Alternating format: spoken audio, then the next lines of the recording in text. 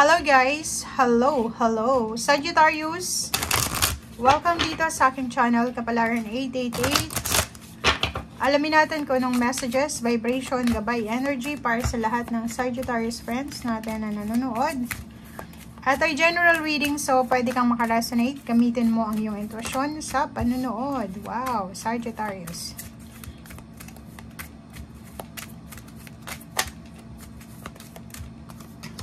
Okay, ang galing. Manifesting dreams and cultivating prosperity. So, nakikita natin dito may Sagittarius na posibleng minamanifest niya yung pangarap niya sa buhay.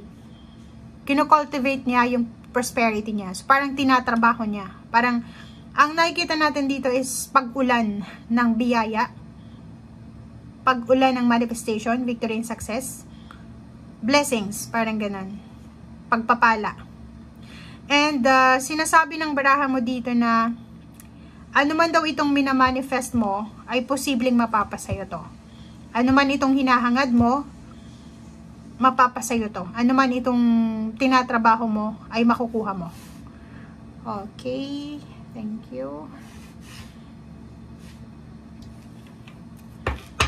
So, nakikita natin dito sa Sagittarius, pwede nyo iba sa inyo dyan, may promotion, may bagong trabaho, maraming biyaya na posibleng umuulan sa buhay mo, parang ganon. Marami kang namamanifest.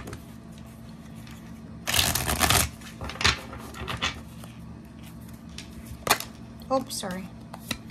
Okay, Knight of Air. And King of Air. Okay, guys. So, may 2 cards ka dito. Nasa air signs energy siya. Sobra-sobra yung ano mo yung manifestation na nangyayari sa buhay mo sa ngayon. And if ever na wala pang manifestation, if hindi pa dumarating yung time ng harvest season sa buhay mo, wala pang pag-ulan ng biyaya. Kung nagsisimula ka pa lang sa mga wishes mo, parang tinatrabaho mo pa lang, sobra-sobra yung determination mo and motivation. 'Di ba? Yung parang focus na focus ka sa kung ano itong ginagawa mo sa ngayon. Focus na focus ka sa kung ano itong tinatrabaho mo sa ngayon. Okay? And nakikita natin dito yung sobrang determinasyon, 'di ba? Sobrang determinasyon, motivation, may nagre-research din dito. Parang may iba sa inyo na gustong tumira ng ibang bansa, ibang lugar. Nagre-research ka ng mga information dyan sa lugar na yan, sa bansa, sa kultura na gusto mong puntahan. Okay, ano pa ba? Okay, 2 of Earth. Sinasabi ng barahan na sa linggong ito, make sure daw na kailangan nating balansehin ang ating financial. So, priorities, magtipid kung kinakailangan. Bawasan siguro yung mga sobra-sobra. Moderation kasi itong 2 of Earth eh. Kailangan mong magtipid sa usaping pera. Kailangan mong bilhin lang yung kung anong kailangan mo. Kung gusto mo ng freedom sa financial, make sure daw na kailangan natin ng pagtitipid. Parang ganun yung sinasabi sa'yo. And reverse card, wow, Page of Fire. Nakakaloka to. Sinasabi ng Brasio dito na kailangan mo ng balanse sa pera. Kailangan mo balansehin yung income, yung perang pumapasok, lumalabas sa buhay mo, sa pamilya mo, sa pinto, sa bank account, sa wallet, or ano pa man. Kaso lang, may nakikita tayo dito na may Sagittarius na sobrang sipag, sobrang motivated. Tapos may isang tao naman dito sa paligid mo na nakakawalang ng motivation. 'Di ba? Parang sinasabi ng barahang ito na sino ba 'yan? Paki-comment sa comment section kasi para siyang para siya yung taong nakaka-demotivate sa iyo eh. Oh, tingnan mo 'to, 'di ba? Sinasabi sa iyo dito ng barahang 'to na kailangan mo talagang magtipid, kailangan mo mag-save ng pera.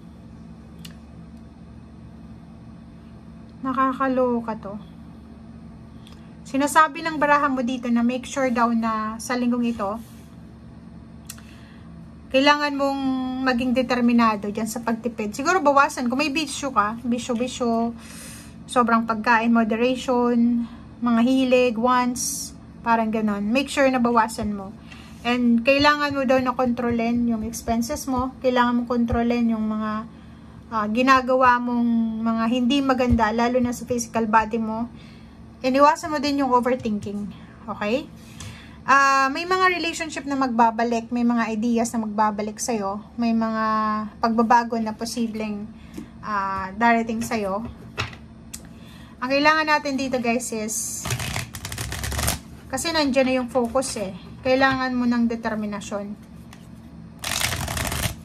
Pwede nyo ibabalik sa kanilang dating trabaho, dating business, dating tinitirhan, dating gawe, ganun, dating habits. So, comment down below if you're resonated.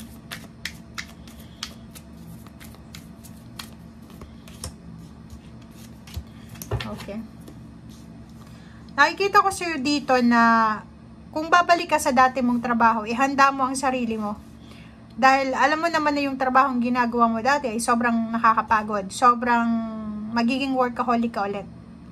Okay? Nakakapagod, nakakaantok, nakakawala ng gana, parang ganun. So, nakikita natin dito na may gusto kang ma-attain sa buhay mo, financially. Pero, kung gusto mo daw itong ma-attain sa buhay mo, or kung gusto mong makuha, 'di ba? Maging successful ka, matupad lahat ng pangarap mo, make sure na mag-double time ka daw ngayon, 'di ba? Maging sobrang sipag, sobrang tipid, sobrang balanse sa financial. And kailangan mo din na bawasan ito, moderation to Bawasan yung mga sobra-sobra na mga habits na nakakasira sa financial plans mo, 'di ba? Wow.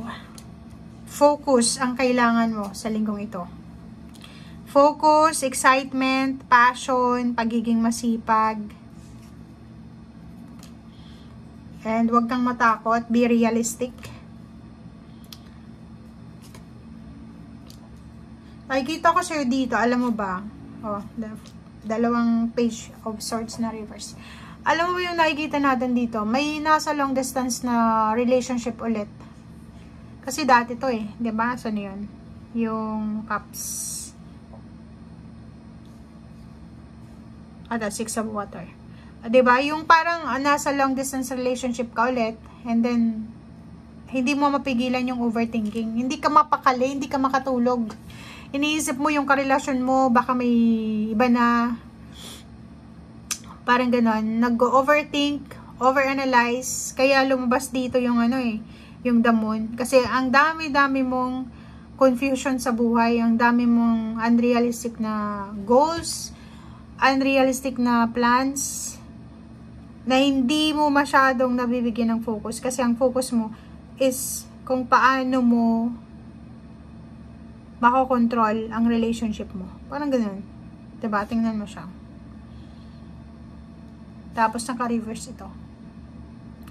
Kailangan ng peace and harmony ng relationship para yung mga dreams nyo together ay makultivate nyo siya. Kasi kung makikita mo dito, siguro yung karelasyon mo, ang siloso-silosa, and ikaw yung nasa long distance relationship or nasa long distance. Diba? Pwede ikaw yung nahihirapan or pwedeng siya. So, comment down below if you are resonated. Thank you guys and see you again. Bye!